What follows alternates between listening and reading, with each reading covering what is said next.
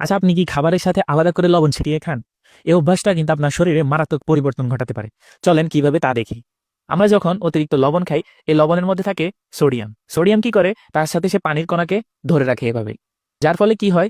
আমাদের শরীরের রক্তের মধ্যে সোডিয়াম ধরে রাখার কারণে পানির পরিমাণ কিন্তু বেড়ে যায়, অর্থাৎ রক্তে আমাদের পানির পরিমাণ অনেক অনেক বেড়ে যাবে।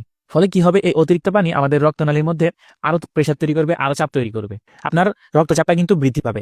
এছাড়াও যখন এইখানে রক্তের মধ্যে পানির পরিমাণ বেড়ে যাবে, তখন কিন্তু আপনার হার্টকে অনেক বেশি পাম্প করতে হবে, যার ফলে আরো একটা এক্সট্রা প্রেসার কিন্তু আপনার রক্ত নালীর উপর পড়বে, যেটা আপনার ব্লাড প্রেসারকে আরো বাড়াবে। কিন্তু শুধু রক্তচাপ বাড়া নয়, লবণ আমাদের এই রেনিন অ্যাঞ্জিওটেনসিন অ্যালডোস্টেরন সিস্টেমকে অ্যাক্টিভেট করতে পারে। এছাড়াও সিম্প্যাথেটিক নার্ভাস সিস্টেমকেও অ্যাক্টিভেট করে। ফলে এই দুটি সিস্টেম অ্যাক্টিভ হয়ে একসাথে এই রক্তনালীটা আরো সংকুচিত হয়ে যায়। ফলে এদিকে ভিতরে রক্ত বেড়ে গেল, আবার রক্তনালীটাও সংকুচিত হয়ে গেল, তাহলে প্রেশারটা কিন্তু আরো বেড়ে যাবে।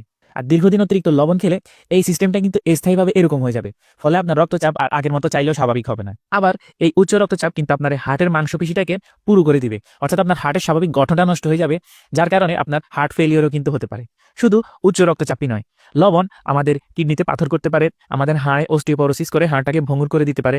এছাড়া আমাদের পাকস্থলীর ক্যান্সার করতে পারে এবং আমাদের ওজনও কিন্তু বৃদ্ধি করতে পারে। সাম্প্রতিক গবেষণায় দেখা গেছে, আপনি যদি খাওয়ার লবণ পরিমাণ কমিয়ে দেন, তাহলে আপনার রক্তচাপটাও কমে যাবে। আর এই কমাটা প্রায় একটা ব্লাড প্রেশারের ওষুধের সমান কাজ করবে আপনার জন্য। তাহলে আপনি কি করবেন? রান্নায় যে পরিমাণ লবণ দেওয়া হয়েছে সেটাই যথেষ্ট। খাবারের সাথে আলাদা করে কোনো লবণ নেওয়ার কোনো দরকার নেই। এই অভ্যাসটা একদম বাদ দিয়ে দিবেন। এছাড়া এ ধরনের প্রসেসড ফুড, ফাস্ট ফুড কিংবা চিপস এগুলো এড়িয়ে চলবেন, কারণ এগুলোতে অনেক বেশি পরিমাণে লবণ থাকে। চেষ্টা করবেন বেশি বেশি টাটকা শাকসবজি, ফলমূল এগুলো খাওয়ার। মনে রাখবেন, লবণ একটু কম খেলে হয়তো আপনার স্বাদটা একটু কম লাগতে পারে, কিন্তু আপনার আয়ুটা বেড়ে যাবে। তো টেবিলে থাকা লবণদানিটা আপনি আজই সরিয়ে ফেলবেন। সুস্থ থাকবেন, সচেতন থাকবেন।